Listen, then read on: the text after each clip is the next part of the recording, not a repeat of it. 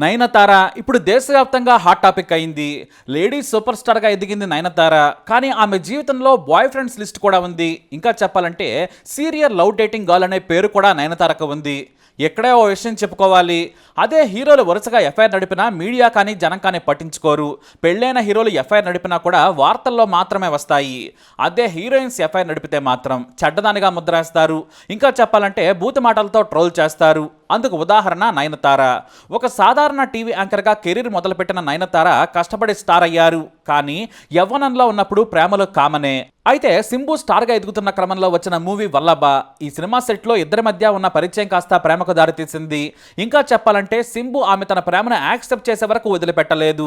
ఇద్దరూ కలిసి గాఢమైన ప్రేమలో మునిగిపోయారు. విదేశీ టూర్లు కూడా వేశారు. ఇక సింబు కోసం పరిధి దాటి కూడా నయనతార రొమాన్స్ చేసింది. కొన్ని సీన్లు సెన్సార్ అభ్యంతరం కారణంగా తీసేశారు. అంతలా గాఢంగా ఇద్దరు ప్రేమించుకున్నారు.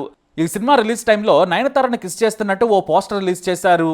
ఆ పోస్టర్ చూస్తే చాలు వారిద్దరూ ప్రేమించుకుంటున్నారని చాలా క్లియర్గా అర్థమైపోతుంది. ఆ పోస్టర్ హోర్డింగ్ వల్ల చాలా యాక్సిడెంట్స్ కూడా చెన్నైలో జరిగాయట. అయితే సింబు పెద్ద లవర్ బాయ్, సిన్సియారిటీ లేని వ్యక్తి. కేవలం తన ప్రేమను డేట్గా చూస్తాడు.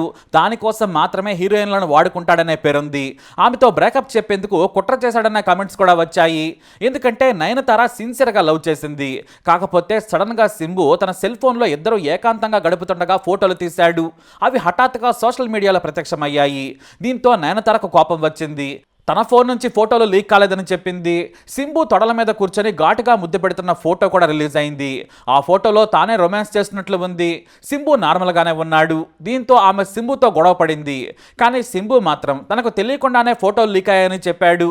ఇక వల్లభ సినిమా కూడా దాదాపుగా తీయడానికి 2 ఏళ్లు పట్టింది. సినిమా కూడా అట్టర్ ఫ్లాప్ అయింది.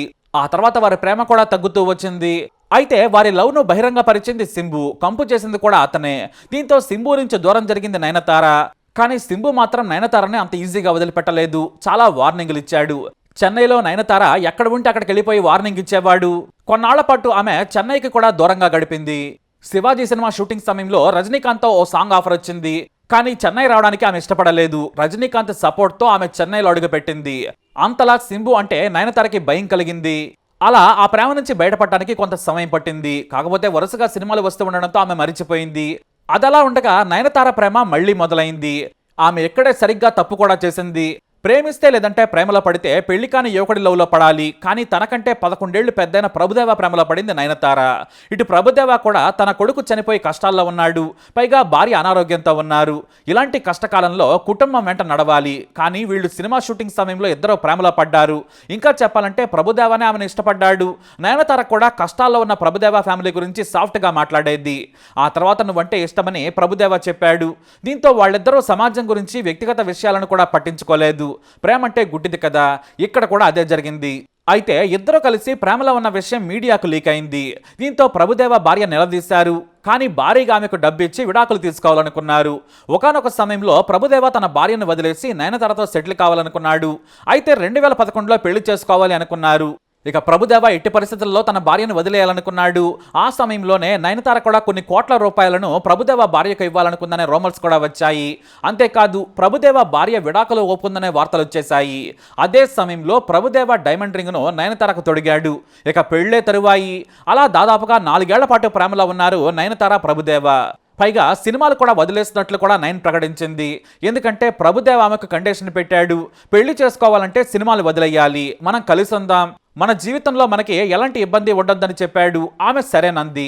చివరకు లెజెండరీ దర్శకుడు బాపు ముళ్లపూడి వెంకటరమణ కోరిక మేరకు శ్రీరామరాజ్యం సినిమాకు ఒప్పుకున్నారు. చాలా మంది సీత పాత్రకు నయన్ సూటు కాదని చెప్పారు. అలాగే ఆమె ప్రేమ విషయాలను కూడా సీత క్యారెక్టర్కు లింక్ పెట్టి చాలా మంది విమర్శకులు మాట్లాడారు. ఎవరు ఏం చెప్పినా సరే బాపు ఆమెకు అద్భుతంగా మేకప్ వేసి సీత పాత్రకు నయన్ మాత్రమే కరెక్ట్ అనేలా భావించారు. అలా సినిమా పూర్తయిపోయింది. ఇక నయన్ ప్రభుదేవాలు పెళ్లి చేసుకోవాలనుకున్నారు. కానీ విడాకులు వచ్చే సమయానికి ప్రభుదేవ భార్య ఎదురు తిరిగింది.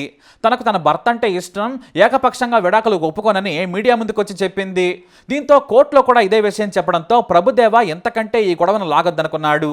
దీంతో ప్రభుదేవ ప్రేమ పెళ్లికి వెనకడుగు వేసేశారు. ఇక ఎటు చూసినా కూడా నయన్ బ్రేకప్ చెప్పక తప్పలేదు. ఆ విషయంలో ఎంతో మదన పడ్డారు నయన్. సినిమాలకు గ్యాప్ ఇచ్చేసింది. అప్పుడే నాగార్జున తన సినిమా అయిన బాస్లో ఛాన్స్ ఇచ్చారు. ఇదే విషయాన్ని నయన్ నాడు పడ్డ వేదనను డాక్యుమెంటరీలో వివరించారు కింగ్ నాగార్జున. ఎప్పుడూ ఫోన్ మోగుతూనే ఉండేది, సెట్లో ముభావంగా ఉండేది, ధైర్యం చెప్పాను, మళ్ళీ కొత్త లైఫ్ స్టార్ట్ చేయమని సలహా ఇచ్చినట్లు గుర్తు చేసుకున్నారు నాగార్జున. ఈ లవ్ తర్వాత దాదాపు ఏడాదిన్నర పాటు మళ్ళీ సినిమాలో నటిస్తూ ముందుకు సాగారు. కానీ ప్రేమ జోలికి మాత్రం వెళ్ళలేదు. అయితే ధనుష్కు ఓ కథ వినిపించాడు విఘ్నేష్ శివన్. అదే నానుం రౌడీ దాన్. తనకది బాగా నచ్చింది. నిర్మాతగా తానుంటానని విఘ్నేష్కు చెప్పాడు. ఇక కాస్టింగ్ విషయంలో నువ్వే చూసుకోవాలని చెప్పాడు. దీంతో ముందుగా నయన్కు కథ వినిపించి ఒప్పించాడు విఘ్నేష్ శివన్. ఆమెకు కథ నచ్చింది. ఎప్పుడూ నయన్ మేడం అంటూ పిలిచేవాడు విఘ్నేష్. అయితే మెయిన్ రోల్కి విజయ్ సేతుపతి అనుకున్నాడు. అతను మాత్రమే ఆ పాత్రను చేయగలడని. కానీ విజయ్ సేతుపతికి కథ నచ్చలేదు. కొన్ని మార్పులు చెప్పారు. వాటిని మార్చినా కూడా విజయ్ ఒప్పుకోలేదు. అయితే నయనతార ఒప్పుకున్నారు. మీ ఇద్దరినే ఊహించుకుని కథ రాశాను సార్ అంటూ వెంటపడ్డాడు విఘ్నేష్ శివన్. దీంతో నయన్ ఒప్పుకుంటే నేను చేస్తానని హామీ ఇచ్చాడు విజయ్ సేతుపతి. ఆమెకి ఏం నచ్చిందో తెలియదు, ఆమె జడ్జిమెంట్ని నేను నమ్ముతాను, సరే ఆమె కోసమైనా చేస్తానులే అని సీన్లోకి వచ్చాడు విజయ్ సేతుపతి. అలా సినిమా షూటింగ్ మొదలైంది. అయితే నయన్ మేడం అంటూ పిలుస్తూ సినిమా సెట్లో కూల్గా సీన్లు తీసేవాడు విఘ్నేష్. అతను మంచి కుర్రాడు, మంచి భవిష్యత్తు ఉందని నయన్ భావించేది. ఇక నయన్ను మేడం అంటున్నా కూడా ఎంత అందంగా ఉంది అనుకునేవాడట.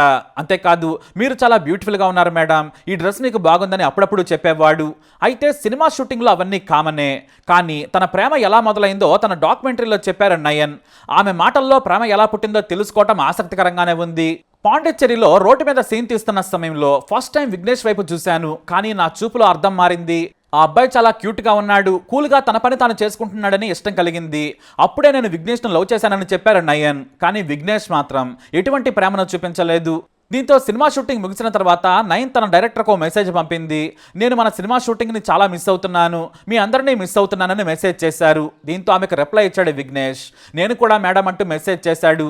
అయితే అది చాలా క్యాజువల్ మెసేజ్ అనుకున్నాడు విఘ్నేష్. కానీ ఆ తర్వాత అతన్ని డిన్నర్కి ఇన్వైట్ చేసింది. తన ప్రేమను చెప్పింది. ఎందుకంటే విఘ్నేష్ ఆమెను మేడం అంటూ గౌరవిస్తున్నాడు. తనకు మొదట ఆ ప్రేమ నచ్చలేదు. ఆ యాంగిల్లో నయన్ అసలు చూడలేదు. తన కెరీర్ మీద అతనికి చాలా భయం ఉంది. దీంతో ఆమె నిన్ను ప్రేమిస్తున్నానని చెప్పడంతో షాక్ అయిపోయాడు. ఆ తర్వాత ఆమె ప్రేమను యాక్సెప్ట్ చేశాడు విఘ్నేష్ శివన్. అలా 2015 నుంచి ప్రేమించుకున్న నయన్ విఘ్నేష్లకు 2022లో గ్రాండ్గా పెళ్ళయింది. అయితే ఈ ఈవెంట్ ఫుటేజ్ని నెట్ఫ్లిక్స్కి ఇస్తామని అగ్రిమెంట్ చేసుకున్నారు. దీంతో పెళ్లిని సినిమా కెమెరాలతో రికార్డ్ చేశారు. తన జీవితంలో ముఖ్యమైన వ్యక్తులతో ఆమె ఇంటర్వ్యూ చేయించారు. ఇక సినిమా క్లిప్పింగ్స్ని కూడా వాడుకున్నారు. అయితే తాను విఘ్నేష్ని కలుసుకోవడానికి ముఖ్యమైన కారణం నానుం రౌడీ దాన్ మూవీ. అయితే ఆ మూవీ నిర్మాత స్టార్ హీరో ధనుష్. కానీ ఆ సినిమా మూవీ క్లిప్స్ని కానీ, వీడియోస్ని కానీ, సాంగ్స్ని కానీ వాడుకోవడానికి అనుమతించలేదు ధనుష్. దాదాపుగా 2 ఏళ్ల పాటు ఎన్ఓసి ఇవ్వలేదు. చివరకు తాను ఇవ్వనన్నాడు. దీంతో సెట్లో తీసిన 3 సెకండ్ల వీడియోని యాడ్ చేశారు నయన్ విఘ్నేష్. ఆ 3 సెకండ్ల వీడియో వాడుకున్నందుకు 10 కోట్ల మేర నష్టపరిహారం కట్టాలని లీగల్ నోటీస్ పంపారు హీరో ధనుష్. దీంతో నయన్ అతని మీద దుమ్మెత్తిపోసింది. నువ్వు నీతులు చెబుతావు కానీ పాటించవంది. అయితే నయన్ ప్రేమ విషయంలో ఒకటి చెప్పుకోవాలి. ఆ సినిమా షూటింగ్ ముగిసిన తర్వాతే తన ప్రేమ పెరిగిందని చెప్పారు. కానీ ధనుష్ మాత్రం వారిద్దరూ షూటింగ్ సెట్లోనే ఒకరినొకరు చూసుకోవటం మొదలుపెట్టారు. వారి ప్రేమ కోసమే కేవలం 6 కోట్ల బడ్జెట్ అనుకున్న సినిమాని 15 కోట్లకు తీసుకెళ్లారని ఫైర్ అయ్యాడట. అంతెందుకు, రాధిక కూడా వాళ్ళిద్దరూ సినిమా షూటింగ్లో లవ్లో ఉన్నారు, సిగ్గనిపించడం లేదా నీకు అన్నాడట. దాని అర్థం ఏంటనేది రాధిక క్లియర్గా చెప్పలేదు. కానీ ఆమెను కూడా తిట్టాడని తెలుస్తోంది. తమ ప్రేమ కోసం నయన్ సినిమాను డబ్బును వాడుకుందని సీరియస్ అయ్యాడట. ఇక సినిమా బాగా రాలేదని నష్టానికే లైకాకు అమ్ముకున్నాడు. కానీ ఆ మూవీ లైకా ప్రొడక్షన్స్ రిలీజ్ చేసిన తర్వాత సూపర్ హిట్ అయింది. ఎంతలా అంటే విజయ్ సేతుపతికి స్టార్ ఇమేజ్ని తెచ్చిపెట్టేంతగా. కానీ ధనుష్ ఆ సినిమా వల్ల కొంత నష్టపోయాడట. అందుకే మూవీ హిట్ అయినా కూడా సంతృప్తిగా లేనని ఏకపక్షంగా సక్సెస్ మీట్లోనే చెప్పాడు ధనుష్. అప్పటి నుంచే నయనతార మీద కోపం పెంచుకున్నాడు. కానీ స్నేహితులమే అన్నట్లుగా మీడియాలో ప్రవర్తించారు. ఇటు నయన్ మాత్రం ధనుష్ కోసం ఓ సినిమాలో ఫ్రీగా సాంగ్లో నటించారు. ఎందుకంటే ఆమె తాను చేసిన తప్పును సరిదిద్దుకోవాలనుకున్నారు. కానీ ధనుష్కి మాత్రం కోపం తగ్గలేదు. ఇద్దరి మధ్య వివాదం పెరిగింది. ఇక డాక్యుమెంటరీ కోసం ధనుష్ తన సినిమాలోని పాటలు, సీన్లను వాడుకునేందుకు ఎన్ఓసి ఇవ్వలేదు. అయితే డబ్బులు పే చేస్తామని నయన్ చెబితే బాగుండేది. నెట్ఫ్లిక్స్కు కోట్ల రూపాయలకు అమ్ముకున్నప్పుడు మనీ ఇచ్చి తీసుకుంటే బాగుండేది. అలా కాకుండా ఫ్రీగా ఇవ్వమంటే ధనుష్ ఇవ్వలేదు. దీంతో నోటికొచ్చినట్లుగా ధనుష్ను ఏకిపారేసింది నయనతార. కానీ ధనుష్ మాత్రం స్పందించలేదు. ఎందుకంటే నయన్ ఆ సినిమాలో నటించినందుకు డబ్బులు తీసుకుంది. ఆమె కారణంగా బడ్జెట్ 7 కోట్లు పెరిగింది. కోపంలో సినిమా బాగా రాలేదని తక్కువకు అమ్ముకున్నాడు ధనుష్. ఆ సినిమా వారి మధ్య వైరాన్ని పెంచింది. అయితే నయన్ కూడా తాను ఫ్రీగా నటించి ధనుష్కు సాయం చేసింది. మరి కోపం చల్లారలేదేమో. ధనుష్ మాత్రం ఫ్రీగా ఎన్ఓసి ఇచ్చేందుకు ఒప్పుకోలేదు.